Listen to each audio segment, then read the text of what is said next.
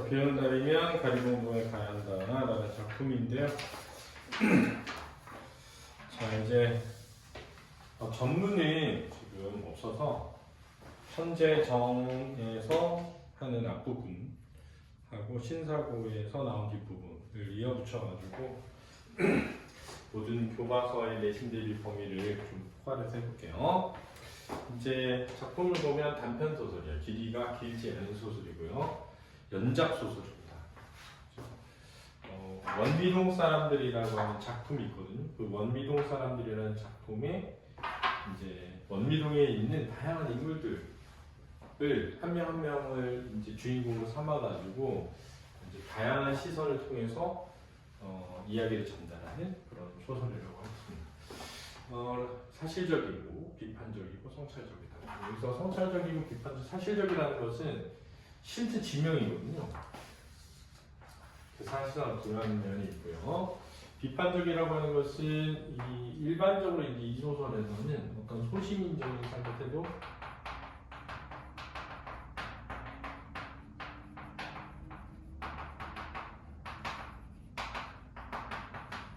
이걸 다루고 있거든요. 이런 점에서 비판적인 내용이라고 할 수 있습니다. 근데 이제 우리가 소시민적이라는 게 뭐냐라고 할 때 일반적으로 도시화되고 산업화되고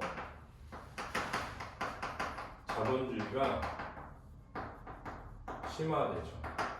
그러면 어떻게 되냐면 이제 과거에 농촌 공동체 사회가 붕괴되기 시작합니다. 그러면서 어떤 태도가 많이 드러나냐면 이기적인,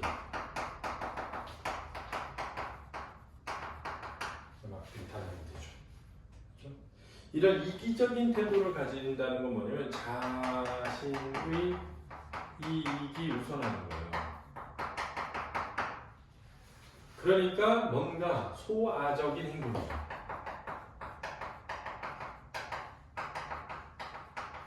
여기서 소아적인 행동을 띠는 시민이라고 해서 소시민적이다 이렇게 얘기하는 거니까 기본적인 베이스는 소시민적인 태도라는 건 이기적 태도, 현대 사회를 살아가는 이기적인 태도를 비판적으로 다룰 때 우리가 이런 표현을 쓴다는 걸 좀 알아두면 이해하는데 좀 쉽겠죠, 그렇죠?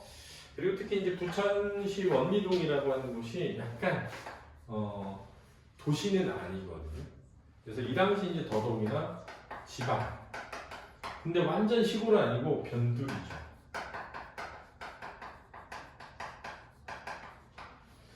그렇기 때문에 완전히 도시화되어 있지 않으니까 약간 다양한 계층이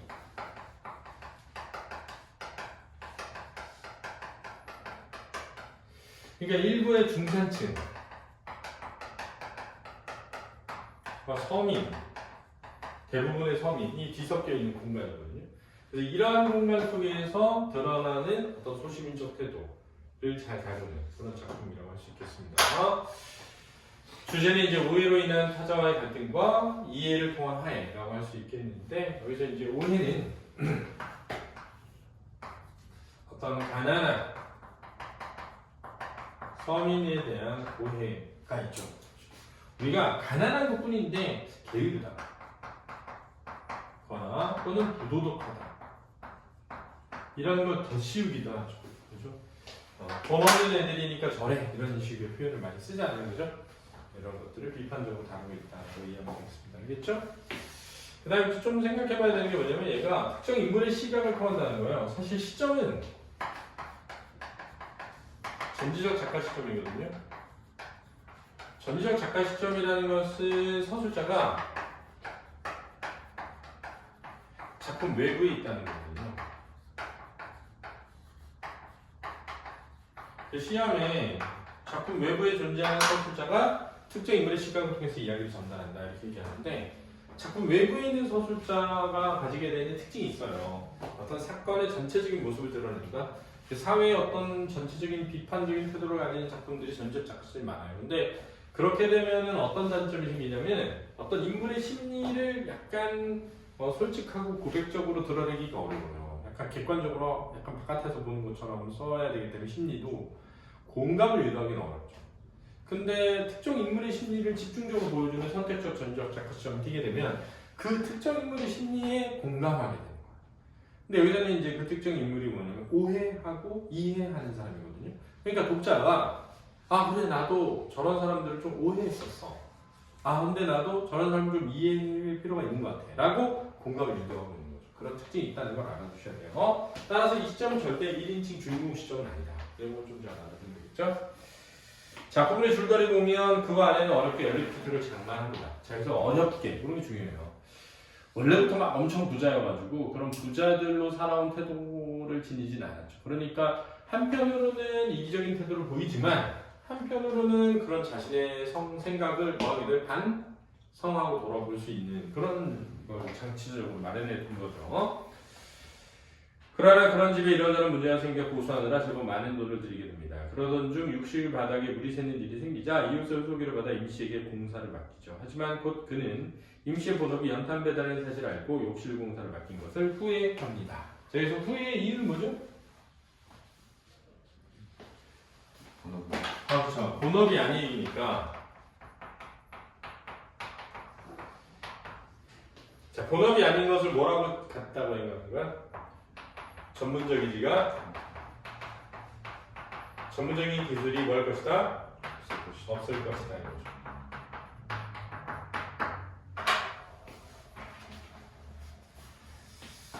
근데 저는 개인적으로 이게 본업이냐 본업이 아니냐보다는 그 사람이 어떤 사람이냐 훨씬 더 중요한 것 같아요. 왜냐면은 딱 봤는데 이삿짐 배달하는 사람이었는데 너무 이삿짐 배달 잘하는 거야, 깔끔하게. 그래서 와, 이 사람은 근데 얼마 뒤에 똑같은 이삿짐 업체에다 했는데 그 사람이 안 보여서 내가 물어봐서 그 사람 어디 갔냐 했더니 다른 데서 일하는데 그래서 그때 그분 되게 일 잘하지 않느냐 했더니 그럼요. 근데 뭐냐면 그러니까 다른 것도 잘한대. 그러니까 다른 것도 잘하니까 다른 데서 돈을 더 가지고 글로 간다는 거야. 힘들잖아, 이삿짐 배달이. 그러니까 A라는 일을 잘하는 사람은 B도 잘해. 사실은 연탄 배달 하시지만 연탄 배달 되게 깔끔하게 잘하는 성격이야. 그러면 이런 것도 잘할 거야. 그지? 자, 오늘 끝내기는 어렵겠죠? 이제 위기부터 시작되는 겁니다. 위기부터 시작되는데 이게 한 10페이지 정도 넘으니까 처음부터 시작하면 30페이지, 20페이지 되겠죠? 아내는 내일까지 일이 계속된다는 게 벌써부터 지겨운 듯했다. 그래서 지겨운 듯했다라는 말은 사실 추측이거든요. 지겨웠다. 이러면은 전지적 작가 시점이 돼요. 왜냐면은 전지적 작가니까 모든 걸 알아야 되잖아. 근데 이런 듯했다라는 건 추측이니까 완전히 다 알고 있지? 않을 때 쓰는 표현이란 말이야. 그럼 그 말은 뭐냐면은 이거 관찰자 시점인가? 이렇게 생각하게 되는 거야. 주인공 시점인가? 이렇게 생각하게 된단 말이에요. 근데 다 3인칭이야. 그럼 전지적 작가 시점인데 특정 인물에서 서술해야 되니까 선택적 전지적 작가 시점 또는 제한적 전지적 작가 시점이 되는 거죠. 이제 그 시점의 이름은 학교마다 다르게 알려주니까 학교마다 배우시길 바라고요. 그럴 거야. 움직일 때마다 발부리에 차이는 세간살이들을 이리저리 옮겨놓으며 그는 건성으로 대답했다. 그 비슷한 말을 임씨에게 해보았더니 임씨 역시 건성이었다. 그래서 이렇게 건성으로 대답했다라는 걸 알 정도면 그를 알고 있어야 되니까 전지적 작가 시점인 거죠. 전지적 작가 시점에서 이렇게 추측성 발언을 하게 되면 선택적 전지적 작가 시점이 되는 거예요. 사장님이야 며칠이 걸려도 아무 상관없지요. 견적 뽑은 대로만 주시는 거니까요. 나머지는 제가 백날이 걸려도 하자 없이 해놓을 일만 남은 셈입니다. 임시 말대로라면 당일로 끝낼 속셈은 아닌 듯 싶었다. 젊은 인부는 30분쯤 일하고 나면 담배 한 대, 냉수 한 컵 하는 식으로 일을 질질 끌고 젊은 녀석 단속하랴, 자신이 하는 일에 신경 쓰랴, 입으로 한몫하랴. 임시의 속도도 그가 보면 더디기 짝이 없었다. 젊은 녀석은 임시의 보조분이 되겠죠. 그죠? 자, 여기서 이제 이 사람은 뭘 얘기하고 싶었던 거냐면, 대화를 그렇게 추측해보면, 임시는 걱정하지 말라는 뜻이었죠. 이게 며칠이 걸리더라도 그 주기로 한 돈 있잖아? 그것만 주면 되니까 걱정하지 말아라. 이제부터 내가 할 일만 남은 거야. 이렇게 말한 거죠. 그런데 이제 그의 입장에서는 어떻게 보면 이게 약간 다르게 들릴 수도 있죠. 너가 주기로 한 돈만 주면 너는 되는 거라서 상관은 없어 라고 말을 하고 있지만 근데 일이 그렇게 쉽지 않고 오래 갈 것 같아. 그러니까 돈을 좀 더 줄 수 없겠니? 이렇게 들릴 수도 있죠. 그죠? 하기야 뭐 이런 공사가 국수가다 뽑아내되 쑥쑥 뽑혀나오는 재주를 주는 일이 아니겠지만 깨고 드러내고 긁어대고 하는 일은 한참 후에 들여다보아도 그게 그 모양이었다. 그래서 그게 그 모양이었다는 건 뭐냐면 일에 진척이 없었다. 이런 뜻이야. 그렇다고 감독관 마냥 문 앞에 버티고 서서 잔 깨부리지 않도록 감시하고 있을 수도 없는 일이어서 그는 어슬렁거리며 집안 곳을 기웃거렸다. 자, 이런 거 전부 그의 심리 상태가 드러나는 거잖아요. 그죠? 근데 아까 아내의 심리 상태는 추측을 표현하고 그의 심리 상태는 직접 드러내고 하니까 그의 입장에서 이야기를 전달하는 것처럼 쓴 것이다 라고 할 수 있는 겁니다. 그렇죠? 이게 원래 일 시켜보면 그래요. 계속 지켜보고 서 있자니 힘들기도 하고 그렇다고 안보자니 또 걱정도 되고 왔다 갔다 하지 말고 가서 지켜보세요. 일꾼들이 원래 주인이 안 보면 대충대충 덮어버린 못되는 구석이 있다고요. 자, 이런 게 이제 근본적 불신을 가지고 있는 거죠. 아까 얘기했지만 가난한 사람 또는 어떤 사회적으로 인정받지 못한 일을 하는 사람, 뭐 인정받지 못했는지까지는 모르겠지만 어쨌든 그냥 임금이 아주 높지 않은 직업을 가진 사람들을 본인의 일에 대한 사명감이 없을 거라고 생각합니다. 그러니까 어떤 일을 할 때 사명감으로 하지 않고 그냥 어떻게든 돈을 많이 받아낼 수 있는 쪽으로 한다. 어떻게든 일을 덜 하려고 한다. 어떻게든 게으름을 피우려고 한다. 이렇게 생각하는 거죠. 그러니까 이런 인식이 사실은 우리 사회에 많이 팽배해 있을 수 있잖아요. 그죠? 그걸 이제 건드리는 거지. 그지? 못된 구석이 있다고. 이게 도덕적 판단이거든. 근데 일꾼들이라는 직업이거든요. 어떤 계층을 뜻한단 말이야. 일꾼들이란 말이 여기서는 계층을 뜻한단 말이야. 그러니까 아까 얘기했던 것처럼 임금이 낮은 직업에서 일하는 대부분이죠. 근데 거기에 어떤 도덕적인 기준이 있는 건 아니잖아. 착한 사람과 못된 사람으로 나눠가지고 못된 사람이 그걸 하는 게 아닌데 그런 일꾼들이라면 못된 구석이 있다. 이거는 어떻게 보면 자기가 경험한 몇 명의 이야기를 전체가 그런 것으로 표현할 것일 수도 있죠. 그럼 이런 거 뭐라 그래? 무슨 오류라 그래? 성급한 일반의 오류라고 하는 거죠. 친구치 나무를 붙이면 아내가 행가 들릴까봐 낮은 소리를 소곤거렸다. 왜 들릴까봐? 듣게 되면 기분이 나쁠 거라는 건 아는 거지. 그지? 그런 얘기 왜 하는 거야? 남이 들으면 기분 나쁠 거야. 갓난아이나 징징이 울어대면 애복이나 하려면 아이는 배만 부르면 새근새근 잠들어버린 터라 사실 그가 할 일이 딱히 없는 형편이었다. 자, 여기서 애복이나 하려만이라는 말은 이 사람이 그렇게 감시하는 것이 마음이 썩 좋지는 않은 거지. 흔쾌하고 기분 좋은 일은 아닌 거죠. 그러나 하는 수 없이 다시 목욕탕에 들여다보지 않을 수 없어. 하는 수 없이라고 했으니까 흔쾌하지 않다는 걸 알 수 있지. 마침 임씨가 젊은이에게 건재성에 와서 새 파이프를 가져오라고 시키고 있을 때였다. 욕조에서 세면으로 우러지는 임새 쪽에 사달이 생긴 모양이었다. 사달이 뭐죠? 사고, 탈. 땀방울이 흘러다니는 얼굴을 쳐들어 올리며 열심히 일하는 임씨가 말했다. 사장님 수도를 열어보세요. 이것을 물이 솟구칠 것 같은데. 자, 여기서 지금 이 사람은 뭐 하는가? 물이 새는 곳을 찾기 위해 애를 쓰고 있었던 것이죠.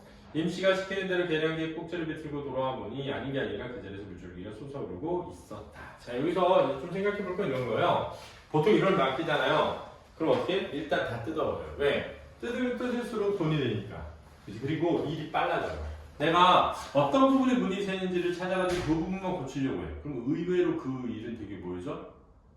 시간이 걸리죠. 복잡해지고. 왜? 어쨌든 적은 비용을 발생시키기 위해 노력한다는 건 그만큼 시간이 많이 들어갈 수 있는 거란 말이에요. 왜냐면 고쳐야 되긴 하니까. 그냥 한꺼번에 다 뜯어봐. 그럼 어디서 했는지 금방 보이잖아. 그러면 거기 다 덮어. 그럼 돈은 더 많이 들겠지. 그지? 임씨가 시킨 대로 계량기에 꼭지를 비틀고 돌아와 보니 왜 임씨한테 시키는 거야? 젊은 녀석은 뭘 살아 보냈단 말이야. 그지? 그래서 사람이 이밖에 없는 거야. 아니 아니라 그 자리에 물줄기에 쏟아졌다. 보세요. 이걸로 한 번만 내치면 완전 부두처럼 소스를 칠 테니까. 임씨가 옆에 있던 흑손으로 흑손이 뭐야? 연장이야, 연장. 평평하게 만드는. 그렇지? 약간 다리미 비슷하게 생긴 거. 그렇지? 흑손으로 파이프를 살짝 내리자. 이렇게 뒤로 해가지고 콕 찍으면 돼. 이내 감당할 수 없을 만큼 물이 터져나오기 시작했다. 자, 여기서 방금 누가 한 말이? 임씨가 한 말이 사실임이 입증되는 거고 이런 걸 통해서 임씨의 어떤 기술 능력 이런 게 이제 보여주는 거야 간접적으로. 완전 사갔어요. 사장님 어서 계량기 잡으세요. 터진 데 찾았으니 일은 다 한 거라 마찬가지라고요. 자, 요걸 찾기 위해서 애써왔다는 걸 알 수 있죠.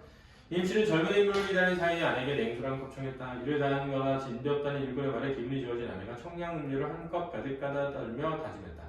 세면대나 변기는 손댈 거 없겠죠? 예 사모님 다른 데 파이프는 구부러지게 이을 필요가 없거든요. 이 자리를 맨 처음 시공 때부터 욕조를 안 치느라고 닭다를 해낸 모양이에요. 목 울대를 울리며 임씨는 맛있게 음료수를 들이켰다. 여름 한철 집수리 일어난다는 사내식은 꽤 정확한 솜씨가 아닌가 해요. 그는 새삼 사내의 몰골을 자세히 뜯어보았다. 자, 여기서 그의 눈을 통해서 그 사내에 대한 평가를 하고 있는데 사내에 대한 평가가 뭐하고 있는 거야? 변화하고 있는 거죠. 왜냐하면 처음에는 부업으로 생각하니까 기술이 없는 것처럼 보였는데 그게 정확하게 찾는 것에서 긍정적이란 인식이 생기기 시작하는 거지. 그래서 인식의 변화가 간접적으로 보여주고 있는 거야. 알았지?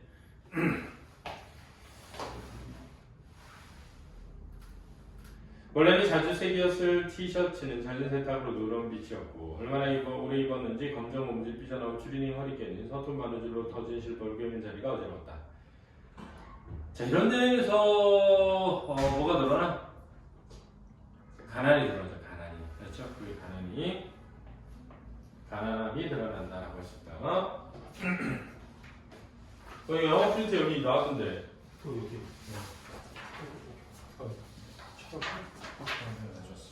이건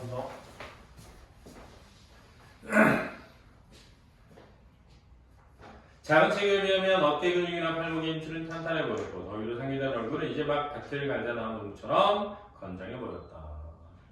자, 여기서는 뭐가 드러나? 노동으로 인한 건강한 신체 여기 들어가는 거. 노동으로 인한 건강한 신체. 우리가 일반적으로 이제 이런 거 표현할 때 보면 그런 거 있잖아. 약간 몸을 쓰는 일을 하는 사람이 가지고 있는 특징, 그지?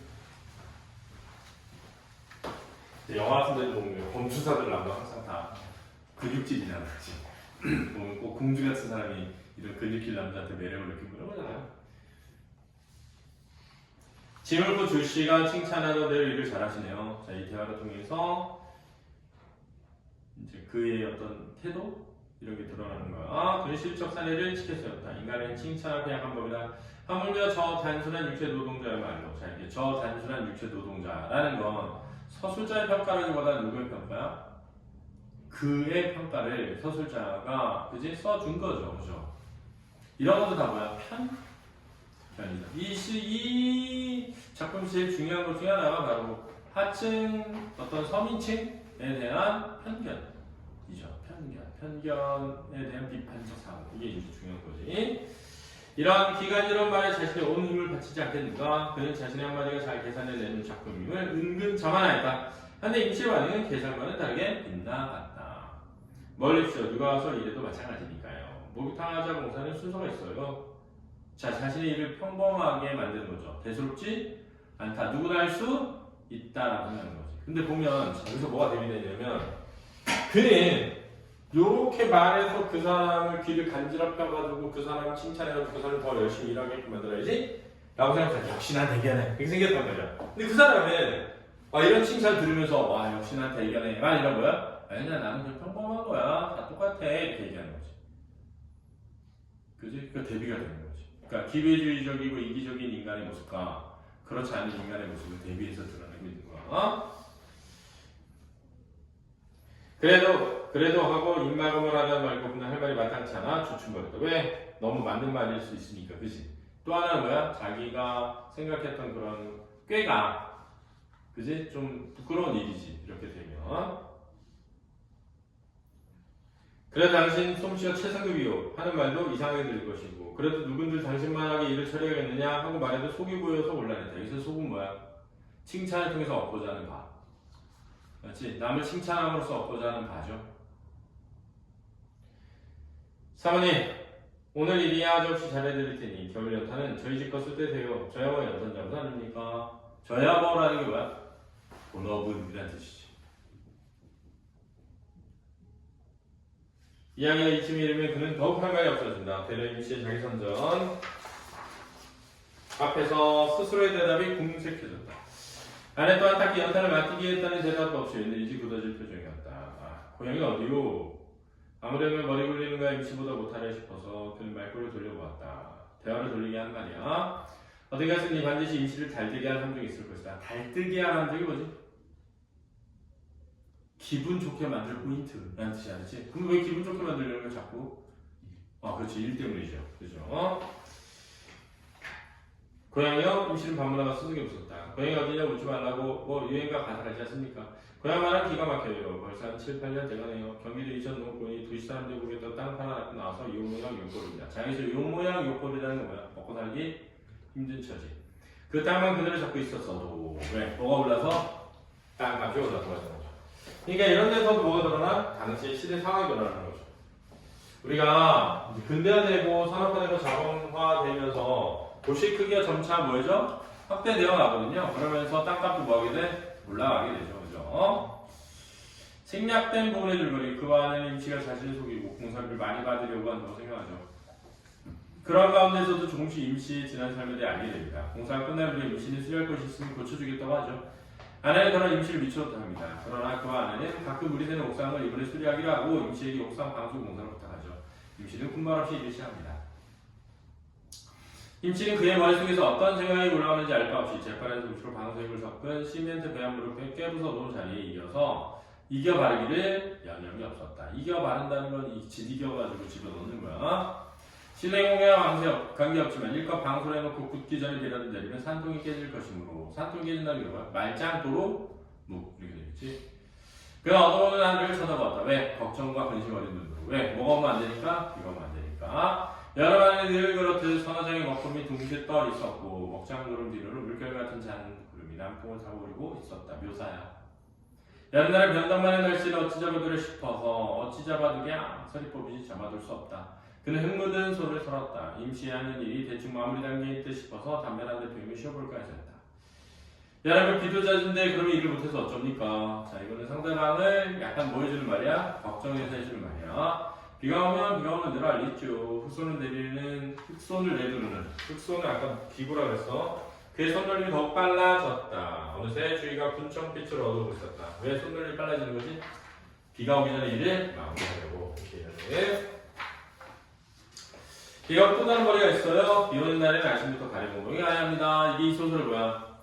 제목이고 이 제목에 뭘 드러내니? 고달픈 임시의 삶을 통해 가지고 그지? 변두리에 살아가는 소시민 계층의 고달픈 삶에 대한 주제를 부각하고 있는 거야, 그렇지? 비 오는 날 아침부터 가래공동에 가야 합니다. 가래공동에 예사전에 몰라도 됩니다. 아무튼 비가 오면 난 가래공동에 갑니다. 임시가 잠시 일손을 마치고 알 수 없는 듯한 표정은 언짢지었다. 이렇게 힘든 일을 매일같이 계속했으면 비 오는 날 좀 쉬어야 할 게 아닌가 하고 말해주려다가 그는 입을 다물었다. 누군들 쉬고 싶지 않을 거냐마는 하루에 2끼 라면으로 배를 채우는 식구들을 거느린 가장으로서 어찌 비 오는 날이라고 해서 아랫목에서 뒹굴기만 하겠느냐는데 생각이 미쳤던 까닭이었다. 자 여기서 임시의 넉넉하지 못한 형편이 드러나죠. 그죠? 그런데 비 오는 날 놀아야지 말하는 게 참 웃긴 거지. 야 너 일 급히 하다가 죽어. 야 쉬엄쉬엄 해. 이렇게 말하는데 진짜 쉴 수 없는 사람들한테 그런 얘기하면 진짜 더 짜증나는 거지. 아니 쉬엄쉬엄 해야 되는 거 몰라서 그래? 쉬엄쉬엄 할 수 없었어. 쉬엄쉬엄 하지 못하는 거지. 그치? 간단하게 하니까 옥상의 공사에 의외로 시간을 끌었다.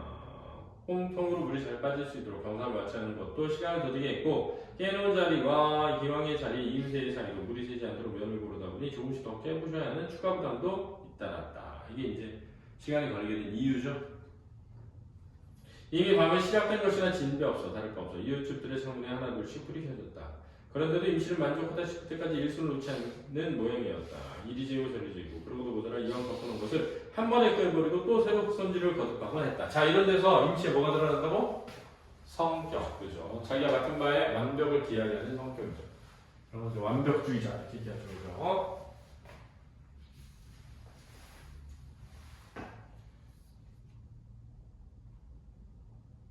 옆에서 보고 있자니 임시는 도무지 시간 가는 줄 모르는 사람 같았다. 그래서 시간 가는 줄 모르는 사람이라는 거야.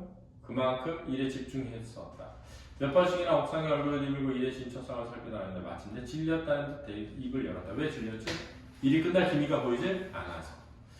대강에 대해서 날도 얻었는데 어디로 내려오시라고요. 다 돼갑니다 사모님. 하던 일을 깨끗이 손봐드려야죠. 하던 일이니 다시 방석을 입어서 완벽을 이해하고 임시의 분 손가락을 몇 번씩 문질러 보고 나서야 임시는 허리를 켰다. 임시가 일에 몰두해 있는 동안 그는 숨소리조차 내지 않고 일하는 양을 지켜봤다. 저 열 손가락에 박인 공의의 대가가 기껏 지하실 단칸방의 생활뿐이라면 좀 너무하지 않나 하는 안타까움 소소하기도 했다. 연민이지 연민. 이러한 연민의 감정까지 생기게 된 데에는 임시의 뭐가 작용을 하는 거야?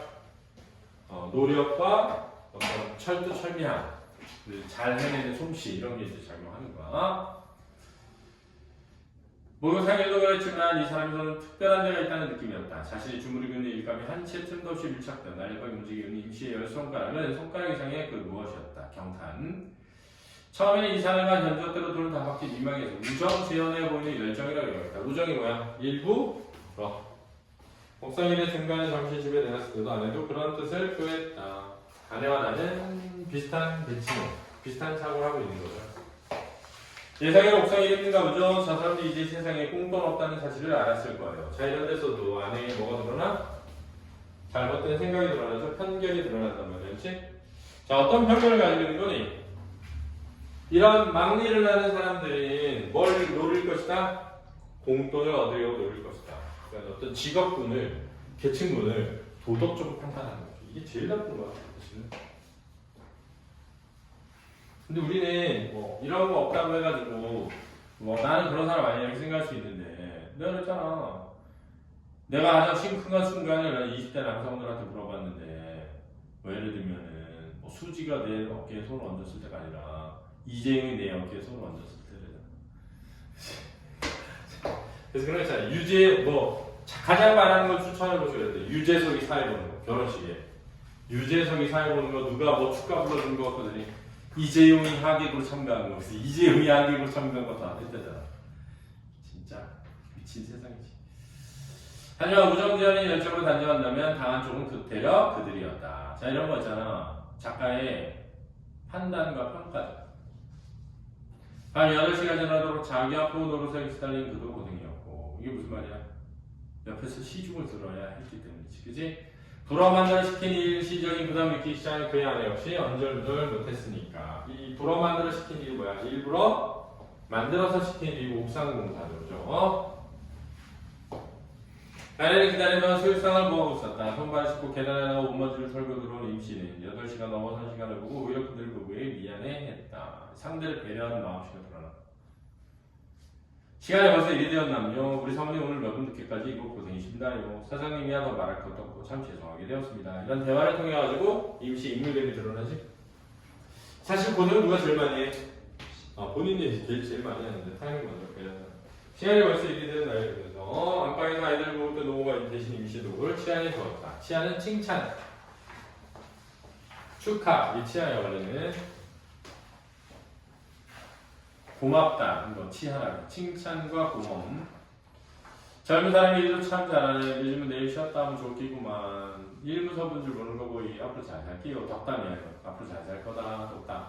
노무의 덕담을 임씨는 무릎을 꿇고 두 손을 짚은 채 들었다. 자, 이런 데서 어른에 대한 공경의 태도가 드러나는 거고 내 사이에 예수 믿는 사람이라 남자도 술 마시고 아니 꼬아서 못 보지만 그렇게 해도 일 안 하고 안 마실 수 없겠구만. 나는 노가 들어갔을 때니 좀 쉬었다 가서 노가 강물을 잡고 들어가자. 임씨는 그가 부어주는 술을 두 손으로 황급히 받쳐들고 조심스럽게 목을 대로 마무리했다. 뭐지 이거? 만든 거지 지금.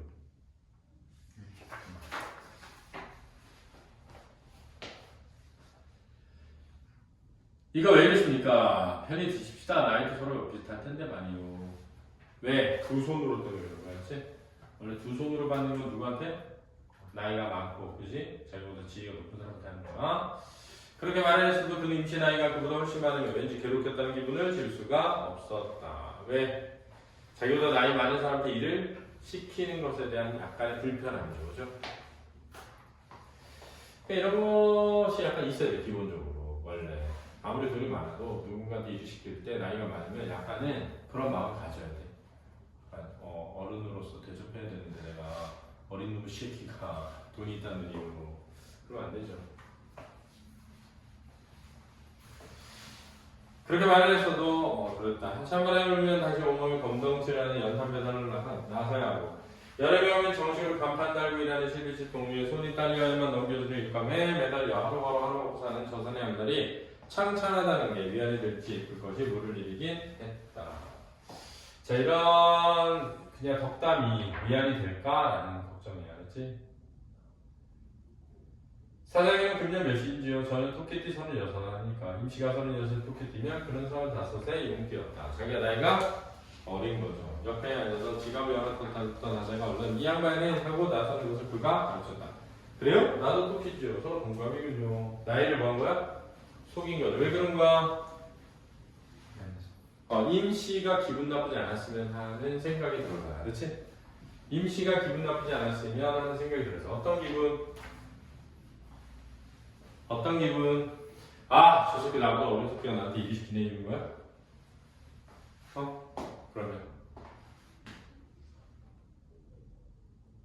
그러면 아, 저 사람은 저 나이에 이렇게 이런 곳에서 사는데 나는 지금 이 나이 먹도록 뭘 했나 라고 자신을 뭐하는? 약간 비관하는 것에 대한 걱정이라고 보는 게 더 많은 것 같아. 그렇지? 아, 어린 놈의 새끼가 나한테 일을 시켜? 이런 거보다는 아, 저 사람은 저 나이에 이런 집도 구하고 사는데 나는 이 나이에 뭐 했지? 라는 그런 자괴감 이런 게 드는 게 미안했던 거죠. 진짜 그럴 때 있어. 약간 선생님도 교통사고 딱 났는데 내리신 분이 막 100% 잘못했단 말이야. 그래서 스님이 잘못한 게 0이고 자기가 너무 미안하다면서 그 이제 자기 마음 주면서 다 자기 한테 그래. 내가 그래도 일단은 보험회사에 연락을 해서 오고 그 다음에 뭐 확인해서 가야죠 이렇게 해가지고 이제 내가 전화 불러가지고 보험회사 오라고 했단 말이야. 한 20분 안에 출동해 보통 그러면. 그리고 이제 오는 동안에 그 분이 막 갑자기 내가 먹는 차를 얘기하는 거야. 사실 뭐 내 차도 아니고 이거 리스로 그냥 빌린 건데. 근데 뭐 그냥 거기서 막 그런 얘기를 막 할 수 없잖아. 근데 네네 젊은 나이도 젊어 보이시는데 나 안 젊고 50이거든. 내가 보기엔 큰 차이 안 났단 말이야. 근데 되게 나이도 젊은 나이에 진짜 성공하셨나 보다. 이 차가 이런 범점 이러면서 막 나한테 근데 미안한 거잖아. 대답을 잘 못하겠더라고. 아내는 기가 막히다는 표정으로 그를 쳐다봤지만 그는 아랑곳하지 않고 동갑기념이라고 또 한 잔의 술을 그의 잔에 넘치게 부었다. 한 살 정도만 보태는 것으로 거짓말의 양을 줄일 수 있는 게 몹시 다행스러웠다. 왜? 더 나이를 보태는 것 좀 그래도 그것도 미안하다는 거지. 토끼띠 남자가 원래 팔자가 제살편 아닙니까? 여자 토끼는 잘 사는데 요상하게 우리 나이 토끼띠의 남자들이 신수 갖고 난털 아니랍니다. 이런 것도 약간 성급한 일반화용이에요. 근데 사장님 이렇게 따시게 사시니 복이 많으십니다. 칭찬이죠. 저는 그러한 속으로 머쓱했다. 저런 그는 속으로 머쓱했다. 미안. 토끼띠가 어찌 뺏사는 게 아무래도 아슬아슬했던지 아니면 준비한 소리 바닥이 나는 게 보였던지 아내가 단호하게 직업을 열었다. 돈 들었죠? 그런데 이게 이제 중요해. 아내는 뒷말을 무늬고 그 얼굴 말가루를 올려다봤다. 왜 그런 거지? 자기가 추가로 일을 시켰잖아. 그런데 거기에서 일이 쉽게 끝나질 않았기 때문에 추가적으로 들어가야 될 돈이 너무 많으면 좀 깎고 싶어서 하는 일이지. 그래서 술자리에 들어서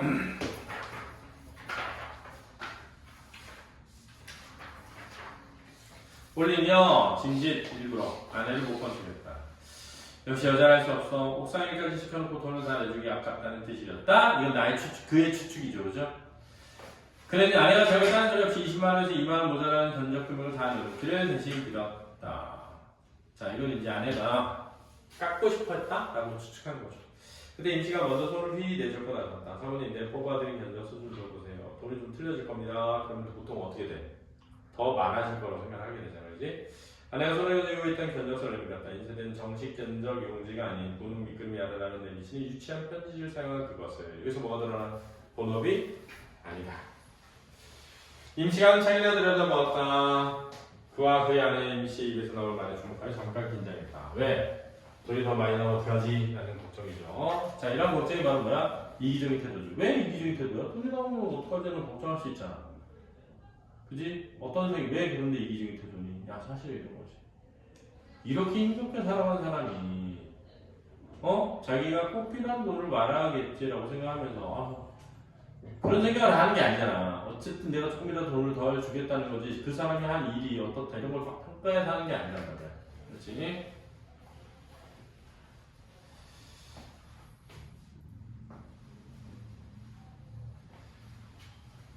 아내가 소리했던 견적서를 내밀었다. 2세대 정신이 그랬다. 술을 마셨더니 눈으로 계산이 잘 안 되네요. 미씨는 분홍평지주의 엎드려 아랍의 숫자를 하고 빼고 또 줄을 긋고 했다. 그는 긴 술병을 흔들어 겨우 반잔 채우고 서둘러 잠을 들었다. 임시 머릿속에 굴러다니고 있을 숫자들의 잔뜩 애를 피우고 있는 스스로가 정말이지 역겨까지 일단 하겠습니다.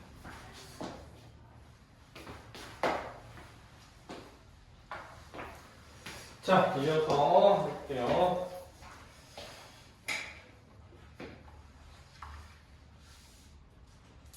괜히 빈 술병에 흔들어 겨우 반잔을 채우고 서둘러 잠을 들었다. 임시의 머릿속에 굴러다니는 숫자들의 잔뜩 애를 태우고 있는 스스로가 정말이지 역겨웠다.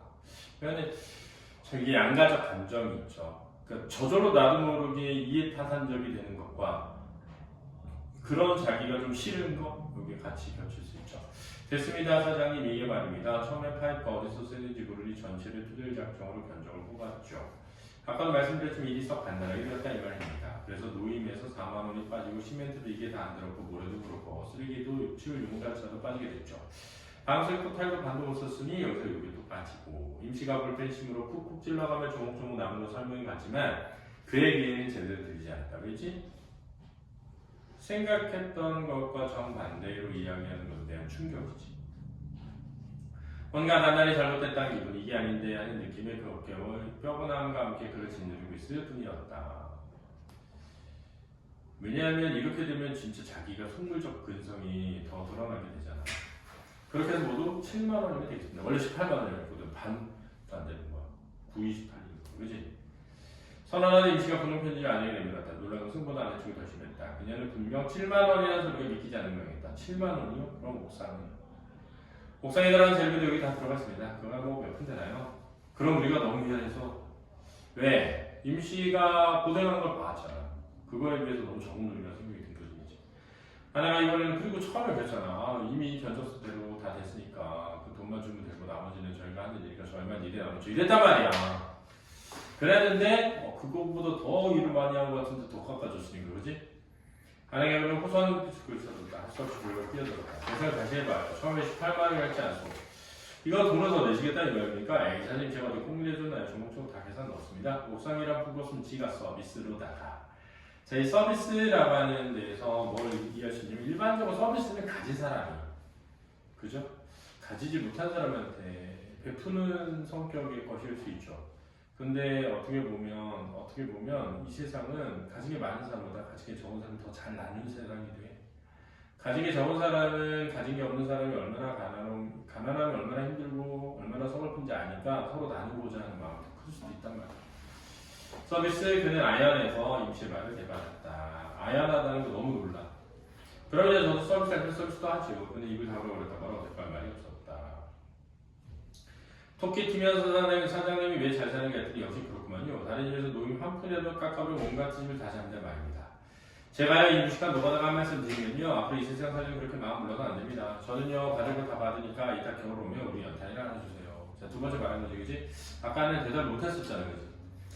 근데 이제 이런 생각이 들어. 약간 보면 이렇게 오히려 나도 사실 똑같은 사람이었는데 그렇지 않다고 할 때 좀 부끄럽죠. 들킨 거.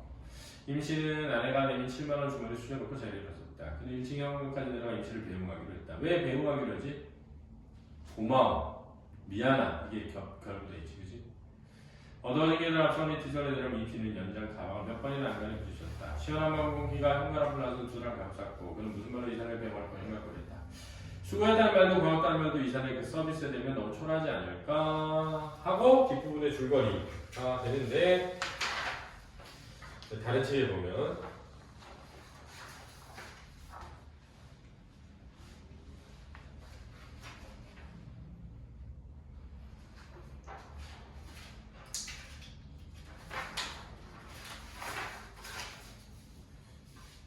그때 임시가 도전 계획할 걸 꽉 움켜쥐었다. 사장님요, 기분도 그렇지 않은데 제가 맥주 한잔 살게요. 가십시다. 난 여기서 임시가 가난한 이유를 알겠어. 그치? 아니, 야, 물론 다 받았겠지. 그래도 밤늦게까지 일했으면, 야, 17만원이면 진짜 깎아주려면 15만원 하면 되잖아. 그치? 야, 근데 7만원 하고, 거기다가 기분 내킨다고 뭐까지 사? 술까지 사. 아, 진짜, 그건 아니잖아, 진짜. 집에 가시, 진짜. 그 술 먹을 돈 답답합니다, 진짜. 임씨는 백일을 밝혀놓은 형제의 슈퍼에 노천 의자를 가리키고 있었다. 맥주는 내가 사죠. 아니 제가 삽니다. 줬어. 누가 사든 가봅시다. 자, 이런 만큼 그들의 관계가 오해가 풀리면서 이해를 하게 되면서 좋아하게 되는 것. 그대 형제 슈퍼 김반장의 맥주 세병을 시켰다. 뭐 다음에 두 분이 여기서 그렇고 인찰하셨단가요? 자, 이런 건 이제 사투리고.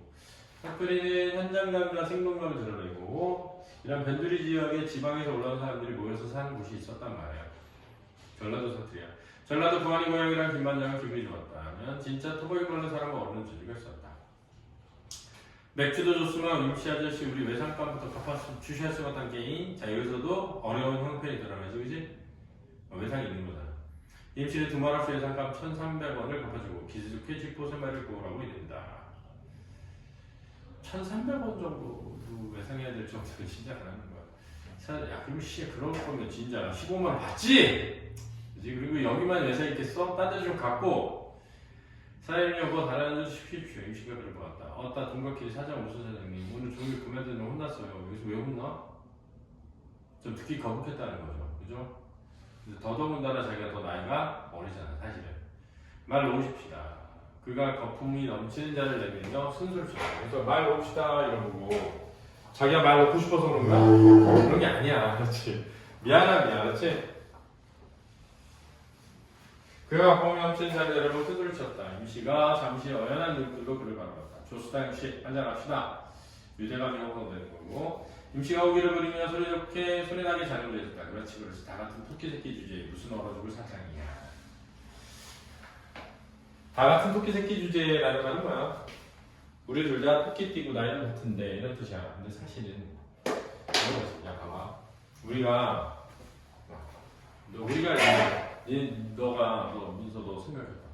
너가 막 어떤 낮은 직업에 일을 하는 사람에 대한 편견 없다고 쳐. 근데 예를 들면은 막 몽고나 이런 데서 외국인 노동자들 막 와, 그 사람 냄새나. 뭐 이런 뭔가 범죄를 저지를 것 같아. 막 이런 생각할 수 있잖아. 왠지 우리나라 특히 조선족 이런 거 나오면 조선족 그런 막 범죄 있다는 것처럼 막 형상화되잖아. 범죄도시 같은 거 보면 나오잖아. 그런 인식 우리가 만든단 말이야. 근데 사실 우리가 그런 인종차별적인 생각을 가지는데 사실 우리 인종 같거든. 동양인이거든. 같은 동양인끼리 인종차별적 생각을 가진단 말이야. 근데 알고 보면 백인들이 우리를 볼 때 생각해봐. 똑같은 동양인들이지. 이걸 오리엔탈리즘이라 해요. 뭐냐면 우리가 서구의 인식으로 살아. 그러니까 우리 스스로가 우리를 또 다른 서구인 것처럼 착각하면서 남을 멸시하고 인종적으로 조롱하고 그런단 말이야. 근데 사실 중산층이라고 해봐야 이제 막 겨우겨우 내가 집 한 채 구하는 거잖아. 근데 내가 뭘 얼마나 부자라고 나랑 저 사람도 구분 짓고 저런 사람들은 막 놀려고 그래. 꾀를 피워 뭐 돈을 뭐 어떻게든 막 이든 더러 돈을 받으려고 그래. 이렇게 내가 차별화해 왔던 거잖아. 인식 깨진 거지. 그에 와서 임시 못지않음으로 이윽고 두 사람은 주거니 받고는 술잔을 주고받았다. 내가 이러면서 자식 노상 껴쳤어요. 임시는 자신의 아는 딸이 4명이라는 거. 큰 놈은 초등학교 4학년인데 공부를 썩 잘하고 둘째는 학교 대표 농구 선수인데 박찬수 못지않은 제주꾼이라고 자랑했다. 난 여기에서 빡 터졌어. 내가 이 영상에 말해줬지. 이게 너는 어떻게 생각해? 말이 돼? 야, 초등학교 4학년이 큰 놈이야. 둘째 딸이 그럼 초등학교 3학년이잖아. 아무리 많아도 초등학교 3학년에 박찬수 못지않은 제주꾼인 대표 농구 선수가 어디서? 그것도 학교를 어떻게 대표해? 초등학교 6학년 있는데. 진짜 말도 안 되는 거짓말이지 사실. 아니 이게 작가가 현실인식이 없나 봐. 내가 볼 때는 이 여성분이거든요. 농구 잘 모르시나 봐. 초등학교 3학년 키가 그렇게 클 수가 없어요. 그놈도 공과금 모모이 아니요. 애정이죠. 형씨 내가 이번에 가리공동에 가면 그림 와서 멱살을 잡아야지. 그러니까는 제목이 이제 나오는 거야. 궁금했던 사항이.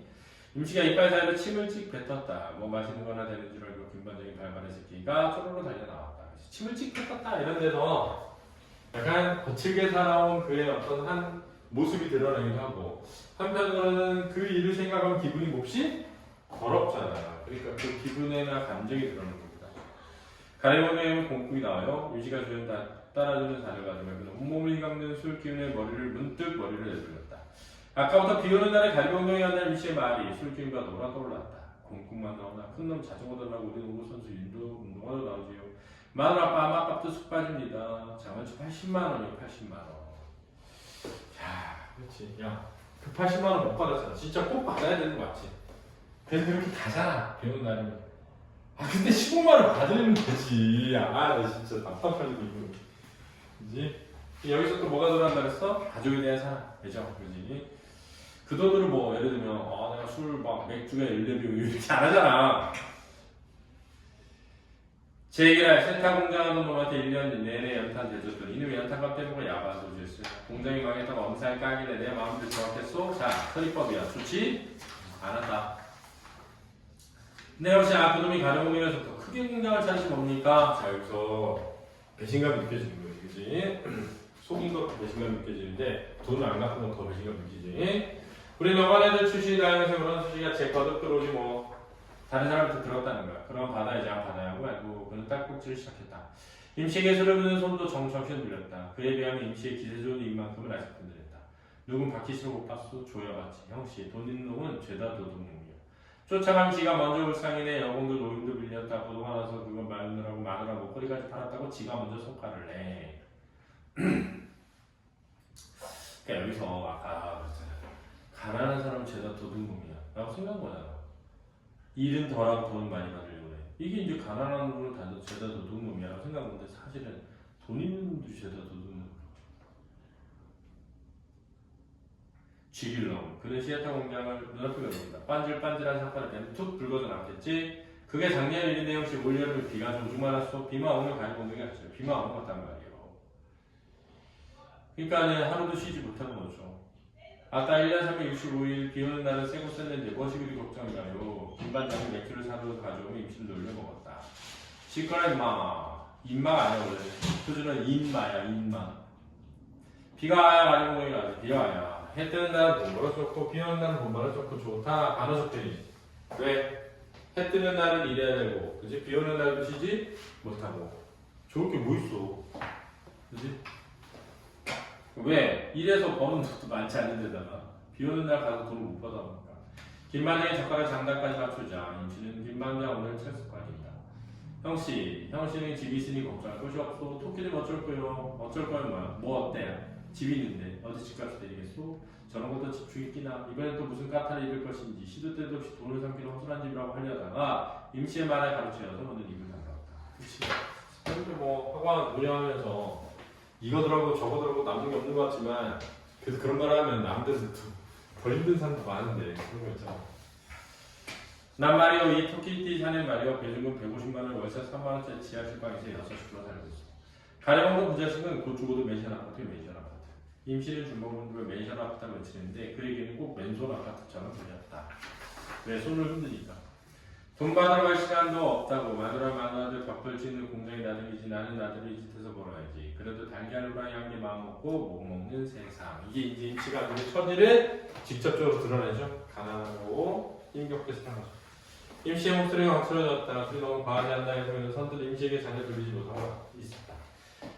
돌고 돌아서 돈이라고. 돌고 도는 돈 본 놈 있음 나오라 그래라. 우리 같은 신들은 평생 이지랄로 끝장이야. 돈 에이 개주장 말라고 해. 이런 데서 이제 자신의 신세에 대한 한탄과 세상에 대한 비관적 인식이 드러나는 거고. 임씨가 갑자기 탁자를 내리쳤다. 그만 기웃뚱거리는 맥주의 기억이 바닥을 내리고 요란 소리를 내었다. 참고 살다 보면 나중에는 모두 다 소용없는 일이야. 임씨의 기세에 늘렸거든. 또 말을 믿지 못하고 입을 닫았다. 참고 살다 보면 나중에 위로하려고 했던 거야. 지금 위로하려고 했던 거야. 근데 위로가 되지 못할 만큼 힘든 거지. 그지? 나중에 임씨 역시 맨션 아파트에 설계되고 달걀 좀 역겨워서 곰국은 물배만 채우니까 싫어서 가진 음식 타박에 비오는 날에 양주나 질끈거리를 한 인생이 될 것이다 라고 말할 수는 없었다. 왜? 현실의 벽이 크니까. 천번 만번 참는다고 해서 이 두터운 벽이 오를 수 없는 저 꼭대기와 발밑으로 걸어주는 게 아님을 모르는 사람은 누구인가. 자, 서리법이지? 다 안다. 저 꼭대기와 발밑으로 걸어와준다. 그건 얼마나 좋아. 그는 임시의 핏발선 눈을 마주보지 못했다. 엉터리 경적의 주인 속이는 일꾼이라고 종일토록 의심하면 하며 손해볼까봐 두려워서 국립을 거듭하던 꼴을 눈치채이진 않았는지 아무래도 술기운이 확 달아나 버리는 느낌이었다. 왜? 사실은 임씨가 욕하는 사람이 자기가 다를 바 없는 사람이기도 하잖아. 그렇지? 끊임없이 그 사람을 의심했던 자기도 사실은 그런 나쁜 놈들이 하잖아.